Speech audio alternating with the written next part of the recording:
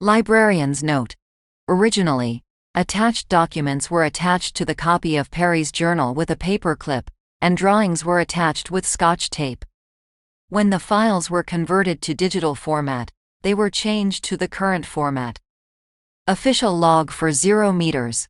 Launch proceeded on schedule. We were also provided with the background information on where we're going.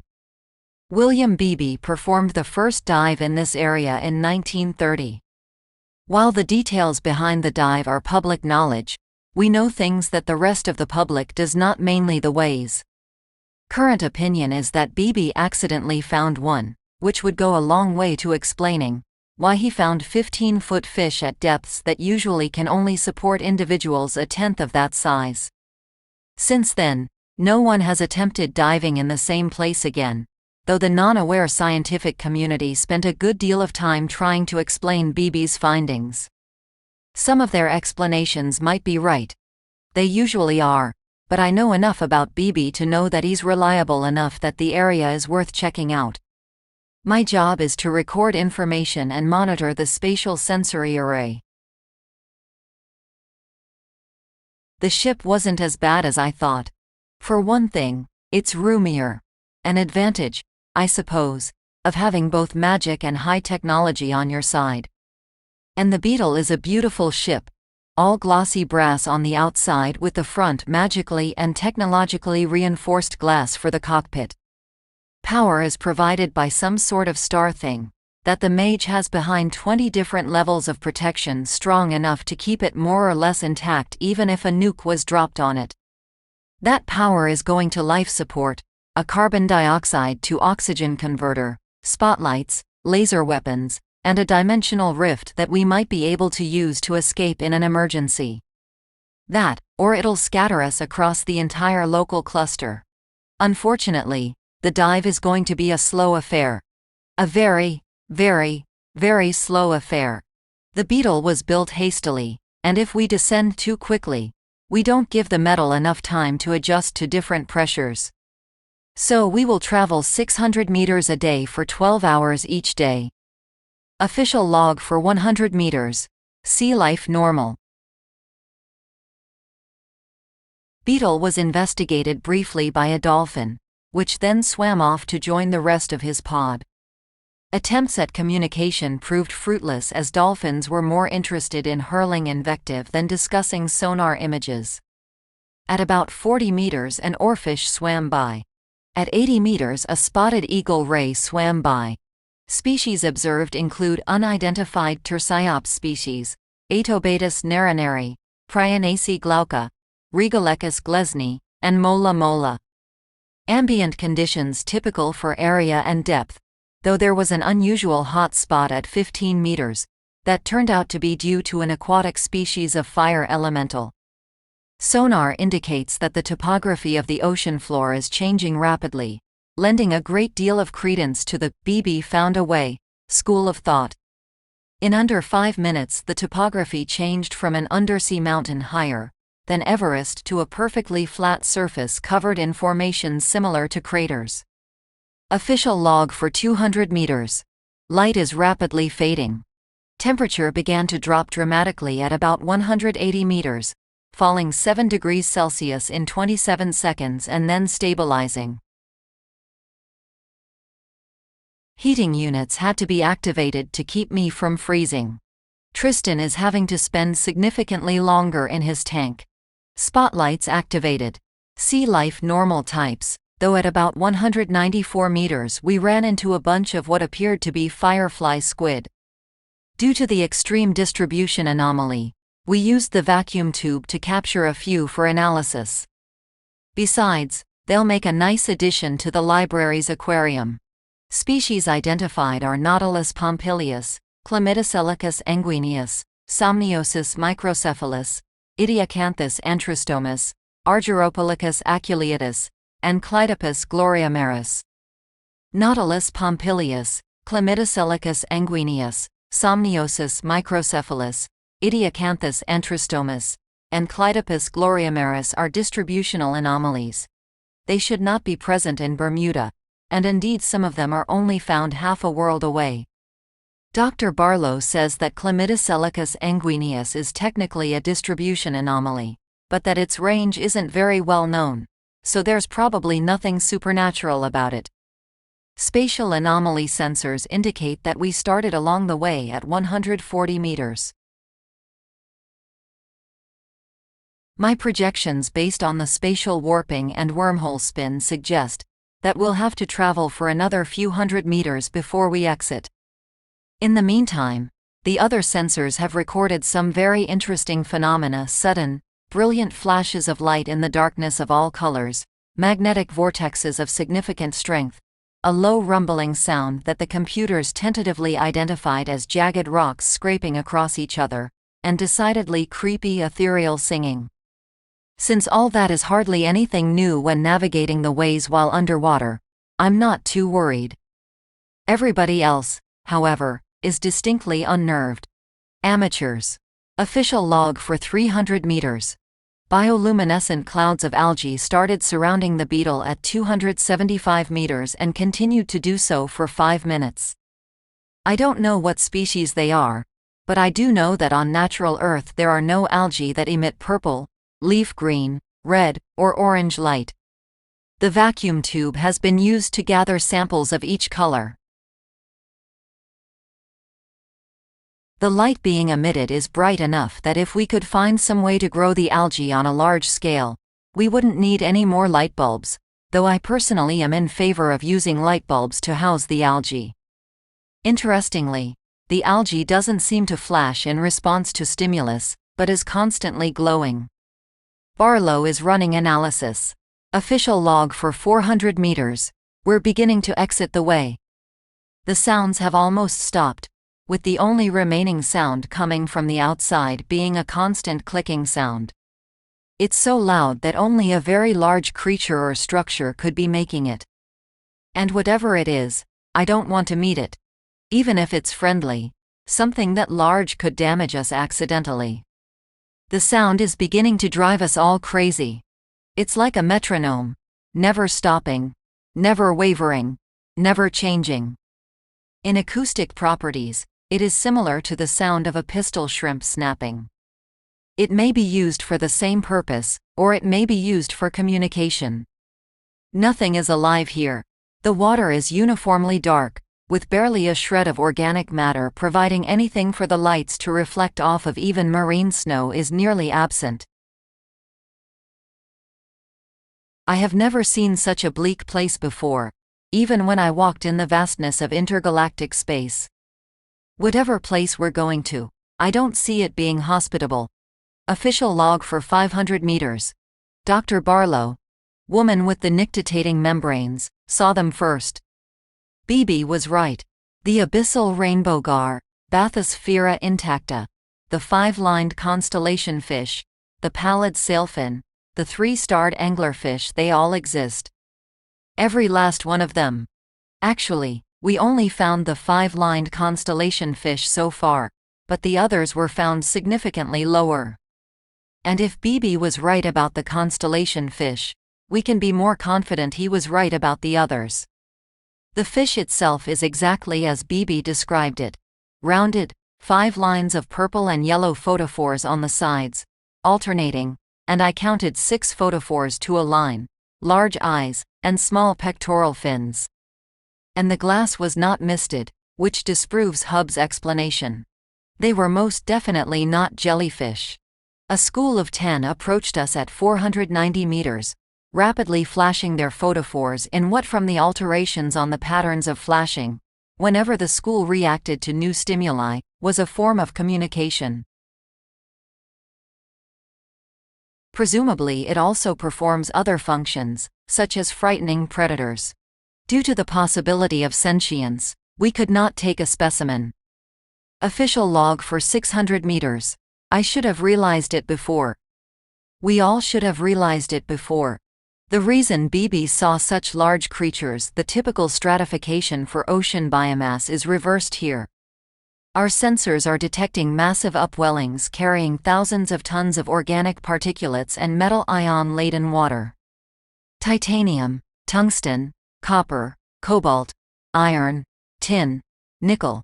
The water here is so hard that I doubt even the toughest organisms on Earth that aren't extremophiles could survive in it. This makes it highly interesting that we are detecting whale song corresponding to humpback whales, despite the pitch being significantly higher than it should be. The sensors also are noting an increase in brightness as we descend. The ecologist speculates that there is some source of light at the bottom, possibly with enough energy and the correct wavelengths to allow photosynthesis. There could very well be a coral reef down there, or a kelp forest. Furthermore, as we descend, we can expect to see larger and larger creatures, and greater concentrations, which is probably why for the last 100 meters, we've been seeing increasing numbers of five-lined constellation fish. Just a few meters ago we saw a school numbering, by my estimate, 20 to 25. The spotlights revealed them hunting something rather shrimp-like, but it had radial symmetry. Each column of legs, of which there were 8, beat up and down like cilia along a teardrop-shaped body covered in armor plates. Light flashed near it, leading Barlow to conclude that it might be related to a species of copod with bioluminescent depth charges. I estimate it to be a few centimeters long. If we see another one, we'll collect a specimen. The lights produced by algae have returned.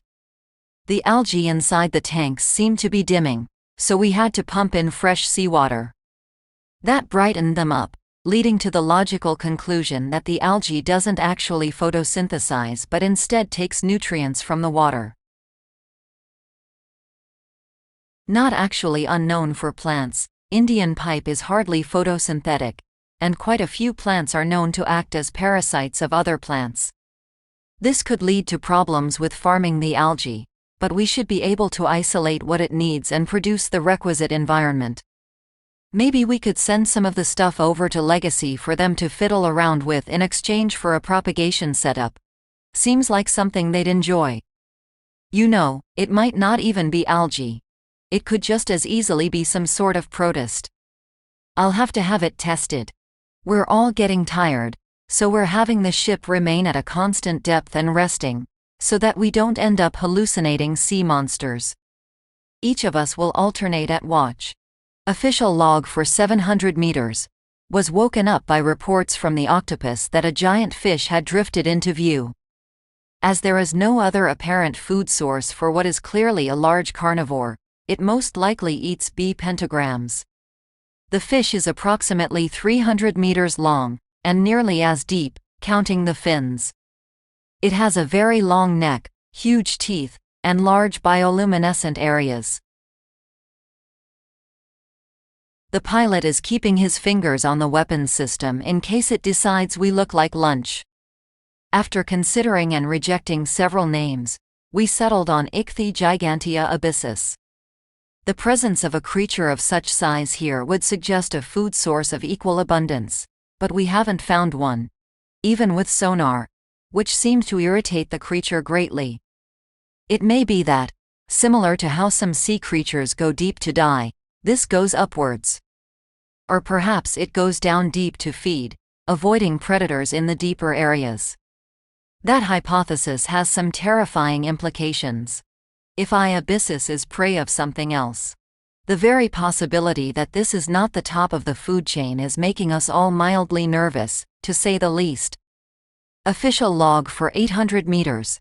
A veritable swarm of bee intact have surrounded the beetle. They're very curious about it, constantly darting towards us to get a better look and then quickly swimming away. For this area they're amazingly fast and agile, making us all suspect that they're also present in deeper waters. The light is starting to suffuse into the darkness of the waters. The Earth equivalent would be the twilight zone. And the number of species are increasing. We've seen the abyssal rainbow gar, the three-starred anglerfish, and constellation fish over the past 50 meters. There are whales here. Whales with gills, and about as long as the beetle, but whales nonetheless. They are miniature humpbacks. Whether they are intelligent I can't say, yet. But I can be certain that this place is linked closely with our world. I have seen worlds where fire fed on intellect and water was more like mercury than anything else. I have seen worlds of endless space filled with floating plants with giant maws. This place, I am not surprised that Bibi did not understand what he had found. It is comparatively unremarkable. Even Flaxy, my home and the home of those who walk, was far stranger, in a subtle way. Official log for 900 meters.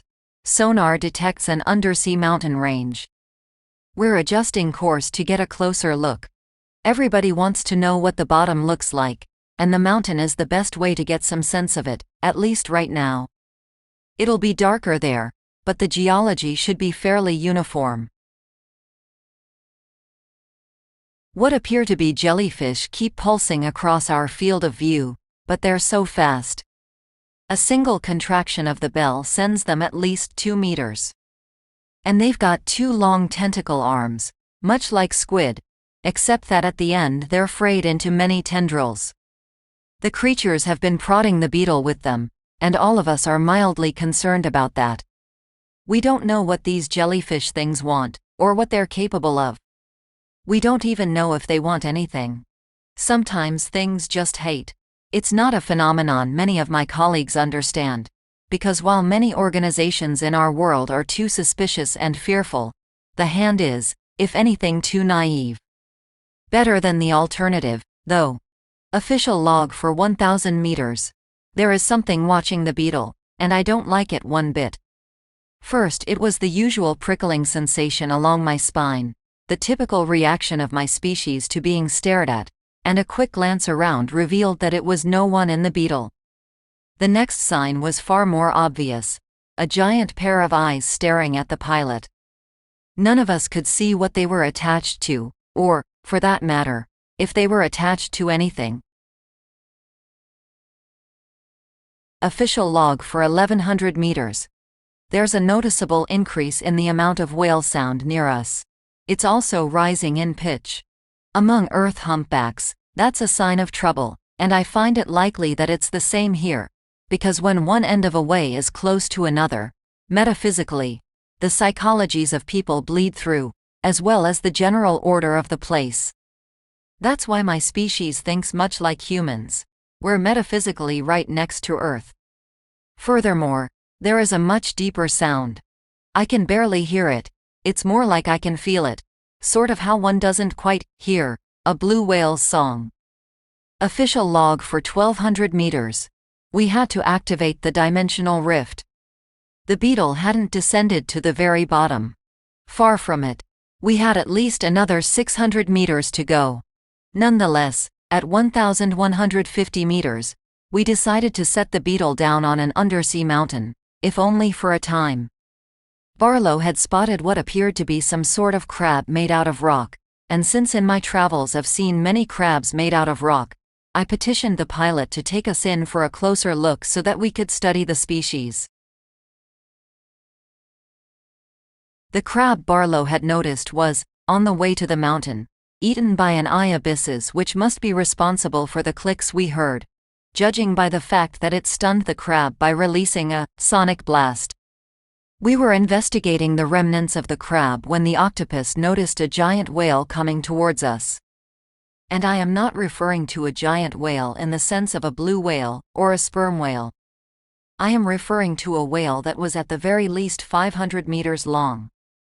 It had razor-sharp teeth that appear to work somewhat like a shark's, horrible wrinkled pale skin, and a forked tongue. It wasn't trying to eat us, it was trying to eat several pygmy humpback whales. Unfortunately, those whales were traveling towards us, and it was about to swallow us when the pilot finally managed to set the coordinates for the dimension rift and teleport us out. It worked successfully, if by successfully one means we are currently balanced on the tip of one of the Swiss Alps and are waiting for the hand to come pick us up. This content is Creative Commons. Relevant attribution can be found in the description.